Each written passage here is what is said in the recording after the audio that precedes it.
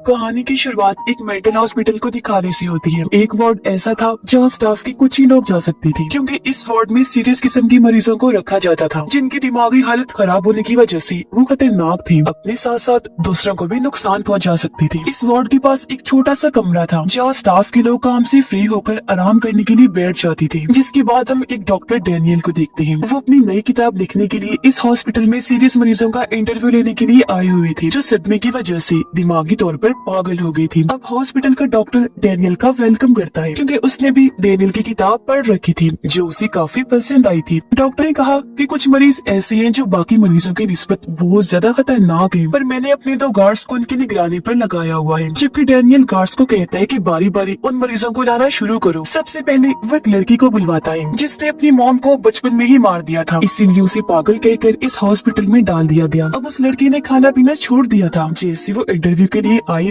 Daniel सब record करने लगता है और लड़की से पूछता है कि वो टाइम बताओ जब तुमने अपनी मॉम का खून किया था। इस पर वो लड़की कुछ भी बताने से मना करती है और कहती है कि मैं मरना चाहती हूँ। ये सुनकर डैनियल लड़की की गर्दन पर चाकू रख के उसे जान से मारने की धमकी देता है, जिससे लड़की काफी डर गई और ये देखकर डैनियल समझ गया कि वो मरने वाली बात झूठ कह रही थी। फिर डैनियल लड़की को कहता है कि अगर तुम मुझे अपनी कहानी बताओगी तो मैं तुम्हारी मदद करूंगा। इसलिए वो लड़की अपनी कहानी बताने के लिए मान जाती है। कहती है कि सारे लोग मुझे पागल कहते हैं, लेकिन मैं पागल नहीं हूँ और अपनी मॉम से बहुत प्यार किया करती थी, पर मेरी मॉम को एक डीमन शैतान नजर आने लगा था, जिस वजह से वो काफी घबराई रहती थी। आगे वो बताती है कि जब मैं 10 साल की थी तो डर की वजह से अपनी मॉम के कमरे में चली गई, जहाँ मॉम ने देखा कि मेरे कपड़ों पर खून लगा हुआ है। उन्हें लगने लगा जैसे घर में कोई घुस आया है। मॉम को मेरी छोटी बहन की इफेक्ट होने लगी, इसीलिए वो चाकू उठाकर उसके कमरे की तरफ जाने लगती है। उन्होंने देखा कि सामान इधर उधर बिखरा पड़ा है और दीवार पर भी खरोचों के निशान है। पर जब वो मेरी बहन के कमरे में गई तो वो बिल्कुल सही सलामत बेड पर सोई हुई थी, लेकिन तभी अचानक उनके सामने एक खतरनाक डीमन आ जाता है जो मेरी बहन के पास चला गया। मेरी बहन को बचाने के लिए मॉम ने डीमन पर चाकू से वार कर दिया, जिससे डीमन तड़पने लगा। पर ये सच नहीं था, क्योंकि मॉम को हेलुसिनेशंस हो रही थी। इन्हें जो चीज हुई भी नहीं वो उन्हें दिखने लगती है, क्योंकि जब मैं वहाँ पहुँची तो वहाँ कोई डीमन नहीं था। अब जब मेरी मॉम ने मुझे वहाँ देखा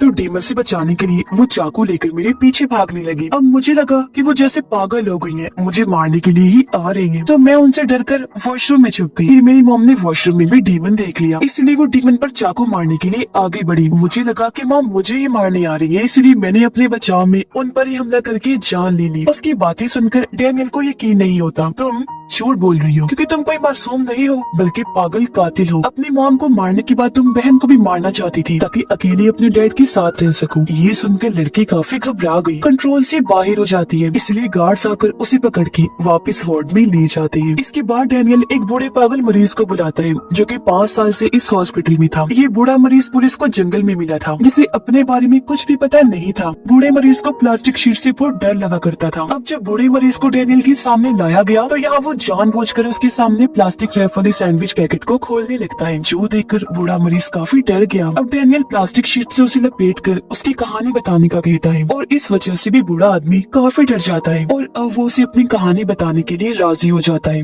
कहता है कि मैं जब छुट्टियां मनाने गया हुआ था तो एक किलर लड़की ने मुझे पकड़ के अगवा कर लिया, फिर मुझे मार कर प्लास्टिक शीट से उसने पूरा बांध दिया, पर मैं मरा नहीं था। किलर लड़का मुझे घसीट कर दफन करने के लिए ले जाने लगा था। आसपास हालांकि लोग खड़े हुए थे, मगर किसी ने भी उस पर ध्यान नहीं दिया, क्योंकि उस दिन हैलोवीन की रात थी और सबको यही लग रहा था कि ये बस किलर वाले हुलिये में है। मगर तभी उसके पास एक ग्रुप आया, क्योंकि उन लोगों को उसकी किलर वाली थीम काफी अच्छी लग रही थी। वो किलर वाले कपड़ों में उन्हें काफी पसंद आया। फिर किलर उनसे कहता है कि मैं अब इस आदमी को दफन करना चाहता हूँ, जिसमें पूरा ग्रुप उसका साथ देने के लिए तैयार हो गया, क्योंकि वो उसकी एक्टिंग से काफी मुतासिर हो गई थी। पर जब ये सारे लोग जंगल में आए तो किलर ने उस पूरे ग्रुप को ही खत्म कर दिया। फिर बूढ़े आदमी को भी प्लास्टिक शीट में लिपटा हुआ ऐसे ही छोड़ के चला गया, जिस वजह से बूढ़ा मरीज प्लास्टिक शीट से इतना डरता है उससे बुरे बुरे सपने आते हैं। फिर पुलिस बूढ़े आदमी को जंगल से अपने साथ ले आई थी। सब सुनने के बाद डैनियल उसे कहता है कि तुम झूठ बोल रही हो और ये तुम्हारी खुद की ही बनाई हुई कहानी है, क्योंकि तुम इस कहानी के सहारे इस हॉस्पिटल में रहना चाहती हो ताकि तुम फ्री का खाना खाकर आराम से यहाँ जिंदगी गुजार सको। और हाँ, अब तुम्हें ये सजा मिलेगी कि तुम्हें पूरी जिंदगी प्लास्टिक शीट में लपेट कर रखा जाएगा। ये सुनकर बूढ़ा मरीज चिल्लाने लगता है, जो देखकर गार्ड्स वहाँ पर आए और उसे इंजेक्शन लगाकर शांत करते हैं। फिर उसे भी वापस वार्ड में भेज दिया जाता है।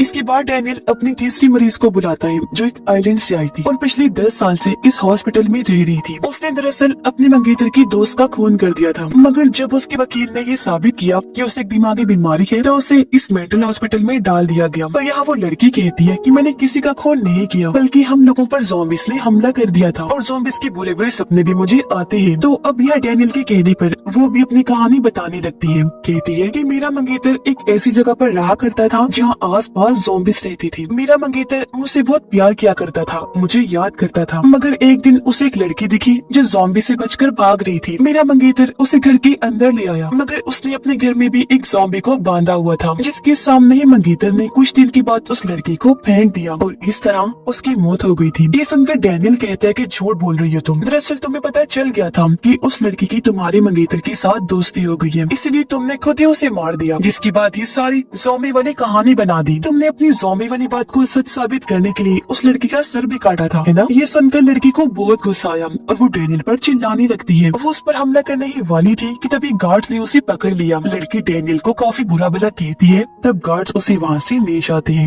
अगली बार न्यूजीलैंड की रहने वाली एक लड़की की थी जो 15 साल की उम्र से इस हॉस्पिटल में थी। वो काफी उल्टी सीधी हरकतें किया करती थी, जो देखकर उसकी मॉम डैड काफी तंग आ गई। हालांकि उसका इलाज भी करवाया गया, लेकिन वो ठीक नहीं हुई, तो मजबूरन उसकी मॉम डैड ने उसे इस मेंटल हॉस्पिटल में दाखिल करवा दिया। इस लड़की पर भी ये इल्जाम था कि उसने अपनी दोस्त का खून किया है, पर ये लड़की कहती है कि मैंने उसे नहीं मारा, बल्कि उसने खुद अपनी जान ली, मैंने तो बस उसे दफनाया था, इसलिए सारा इल्जाम मुझ पर आ गया। कि जब मैं 12 साल की थी तो मेरी दोस्त अचानक गायब हो गई थी। इस वजह से उसकी मॉम डैड काफी परेशान हो गई। एक दिन जब मैं अपने मॉम डैड के साथ बाहर गई तो मेरी नजर एक शॉवल बेंचे पर गई, जो मैंने खरीदने की जिद की, पर किसी ने भी मेरी बात नहीं मानी। लेकिन मैं वो कैसे भी करके खरीदना चाहती थी, इसलिए मैं चोरी करके और पागल बनाकर पैसे इकट्ठे करने लग गई थी। ढेर सारे पैसे आते ही मैंने शॉवल बेंचा खरीद लिया। अब उसके कमरे में हम उसकी दोस्त की लाश को देखते हैं। वो उसे उठाकर बाहर सेन में आई, शॉवल से गड्ढा खोदा और उसमें दफन कर दिया। ये सारी कहानी सुनकर डैनियल पूछता है, अच्छा ये बताओ तुम्हारी दोस्त ने अपनी जान क्यों ली थी? इस पर वो लड़की कहती है कि मुझे नहीं पता, मैं कोई डॉक्टर नहीं हूँ, ये बात डॉक्टर्स को पता होनी चाहिए। इस पर डैनियल कहता है, बहरहाल जो भी है तुम झूठ बोल रही हो, अपनी दोस्त को तुमने ही मारा है। तुम सोचती हो कि ये कहानी बनाकर यहाँ से आजाद हो जाओगी,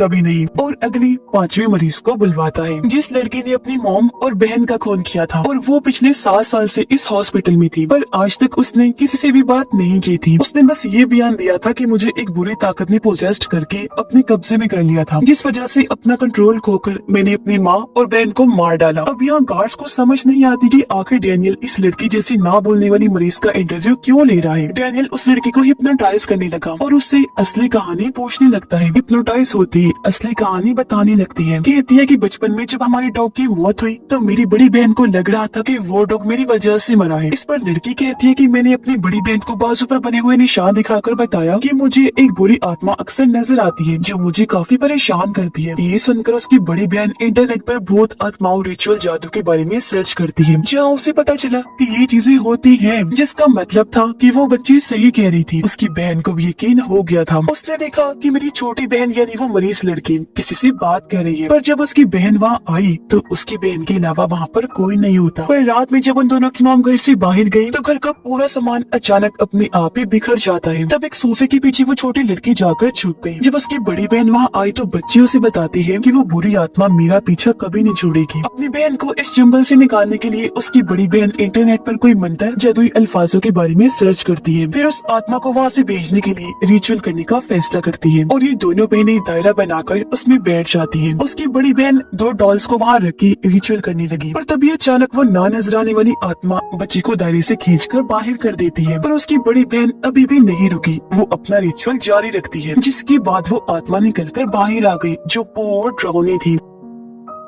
वो अब छोटी बच्ची के पास गई। इससे पहले उसे मारती बड़ी बहन सामने आ गई और अब वो एक पत्थर उठाकर डॉल के सर पर दे मारती है, जिससे उस आत्मा के सर पर भी चोट लग गई। वो बुरी तरह तड़पने लगी और वहाँ से भाग जाती है। तब तक इनकी मॉम भी आ गई थी और अब रात को जब बड़ी बहन की आंख खुली उसने देखा कि मेरी छोटी बहन अपने बिस्तर पर नहीं है। वो काफी घबरा गई। सारी बात बताने के लिए अपनी मॉम के पास जाती है, पर सामने अपनी मॉम की लाश देखकर वो सुन पड़ जाती है, क्योंकि उसकी मॉम को किसी ने बहुत बेदर्दी से मार डाला था। तभी वो अपनी छोटी बहन को यहाँ देखती है जो भी अजीब हालत में थी और उसने हाथ में शॉवल पकड़ा हुआ था जो देखने से लग रहा था कि उसने अपनी मॉम को मारा है। जिसके बाद वो अपनी बड़ी बहन पर भी शॉवल से हमला करती है और ये सीन प्रेजेंट टाइम में वापस आ जाता है जहाँ वो मरीज लड़की काफी चिल्ला रही थी और बार बार डेनियल से पूछती है कि आखिर मैंने आपको क्या बताया, क्योंकि हिप्नोटाइज होने की वजह से उसे कुछ भी याद नहीं था। अब उसे बोलता हुआ देखकर गार्ड्स काफी चौंक गए, पर यहाँ डेनियल कहता है कि ये भी पागल किलर है, इसलिए गार्ड्स उसे उठाकर वहाँ से ले जाते हैं। और अब अगले मरीज को बुलाया गया जिसका नाम डेमन था और उसे वेम्पायर्स पर यकीन होता है क्योंकि वो एक वेम्पायर हंटर था, वेम्पायर्स का शिकार करने वाला। उसने अपने साथ एक काफी खतरनाक और बहादुर आदमी को शामिल करके वेम्पायर्स को मरवा दिया और क्योंकि इतने सारे लोगों को उसने मारा था इसीलिए उसे पागल कहकर इस मेंटल हॉस्पिटल में कैद कर दिया गया। पर डेमन का कहना था कि मैंने जितने भी लोगों को मारा है वो सभी वेम्पायर्स थे। अब यहाँ के गार्ड्स डेमन से काफी डरा करती थी क्योंकि वो काफी खतरनाक किलर था। डेमन डेनियल को कहता है कि मैं अपनी कहानी बता तो दूं, पर आज तक किसी ने भी मेरी बात पर यकीन नहीं किया। मैंने बहुत सारे वेम्पायर्स को मारा भी है और अभी भी एक वेम्पायर ऐसा है जिसे मैं जानता हूँ। जिसके बाद डेनियल उससे उस खास आदमी के बारे में पूछता है जिसे डेमन ने वेम्पायर्स को मरवाने के लिए चुना था। तो अब यहाँ डेमन अपनी कहानी बताने लगता है,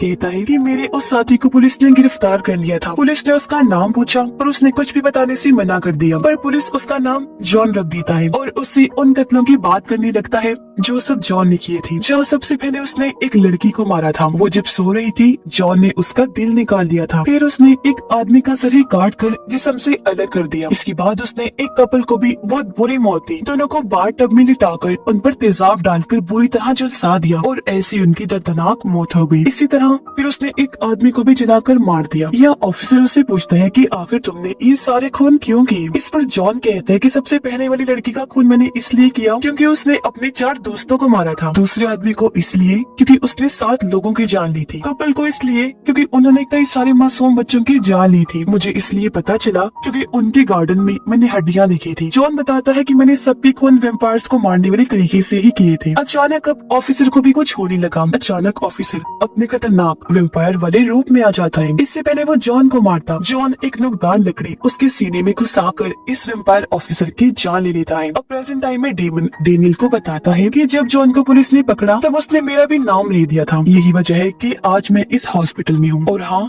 मेन वेम्पायर जो सभी वेम्पायर्स का हेड है वो अभी भी जिंदा है। इससे पहले हम उसे मारते पुलिस ने हमें पकड़ लिया। डेमन की कहानी से डेनियल काफी मुतासिर हुआ। वो डेमन को कहता है कि तुम बाकी मरीजों से बिल्कुल अलग हो, तुमसे मिलकर मुझे बहुत अच्छा लगा। जिसके बाद डेमन को भी वापस वार्ड में भेज दिया जाता है और इस तरह उसने 6 मरीजों का इंटरव्यू ले लिया था। वो घर जाने लगा, लेकिन जब वो जा रहा था तो उसे हॉस्पिटल का सारा सामान बिखरा हुआ मिलता है और जमीन पर दोनों गार्ड्स की लाशें पड़ी हुई थी जो खून में लथपथ थी। किसी ने इन्हें बहुत ही बेरहमी से मार डाला था। इसी बीच वहाँ वो 6 मरीज आ जाते हैं जिनका डेनियल ने इंटरव्यू लिया था। सभी मरीज डेनियल पर हमला कर देते हैं और उसे मरीजों वाले कपड़े पहनाकर बेड पर बांध देते हैं। जिसके बाद डेनियल के पास डेमन आया उसे मारने के लिए, क्योंकि डेनियल भी उसे वेम्पायर ही लग रहा था। अब हालांकि डेनियल उसे काफी समझाता भी है कि वेम्पायर्स असल में नहीं पाए जाते, पर डेमन कोई भी बात सुने बगैर डेनियल पर हमला करके उसे मार देता है। पर अगले ही पल हमने देखा कि डेनियल डर की वजह से फौरन उठ जाता है। हमें पता चला कि अभी तक हमने जो सब देखा वो तो बस उसका सपना था और अब ये सच्चाई हमें पता चलती है कि डेनियल कोई डॉक्टर नहीं बल्कि इसी हॉस्पिटल का एक मरीज है। वो कंट्रोल से बाहर हो रहा था, इसलिए दोनों गार्ड्स आकर उसे इंजेक्शन लगाकर शांत कर देते हैं। अब तभी हॉस्पिटल का डॉक्टर आकर डेनियल से कुछ सवाल करने लगता है और ये सभी सवाल वही थे जो सपने में डेनियल ने उन 6 मरीजों से पूछे थे। हॉस्पिटल का असली डॉक्टर उसे कहता है कि ना तुम कोई डॉक्टर हो ना ही राइटर, बल्कि तुम पिछले 30 साल से इस मेंटल हॉस्पिटल में रहने वाले एक मरीज हो। यह पता चला कि डेनियल को अपने मॉम, डैड, कजन और आंटी के खून के जुर्म में पकड़ा था। अब उसका वकील नहीं चाहता था कि वो जेल में जाए, इसलिए उसने डेनियल को इस मेंटल हॉस्पिटल में डलवा दिया और यही मरीज नंबर 7 है, पेशेंट 7।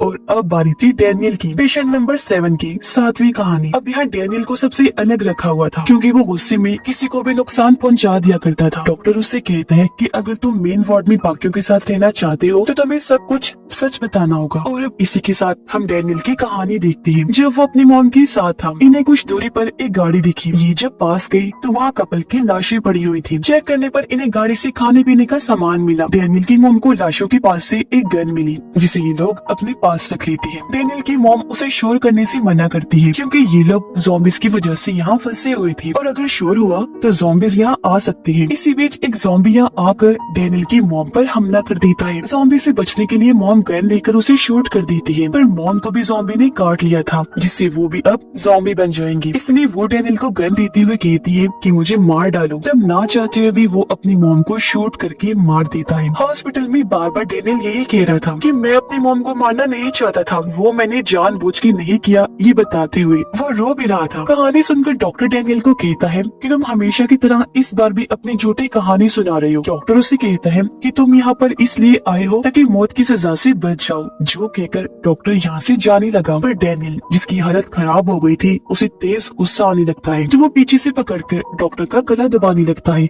जिससे डॉक्टर की वहीं पर मौत हो जाती है। डेनियल डॉक्टर के पास से चाबियां लेकर खुद को आजाद कर लेता है और बाहर आकर डॉक्टर का चश्मा खुद पहन लेता है। फिर वो खुद को डॉक्टर समझकर मरीजों को चेक करने के लिए निकल जाता है और इसी भयानक एंडिंग के साथ ही इस फिल्म की कहानी भी यहीं पर खत्म हो जाती है।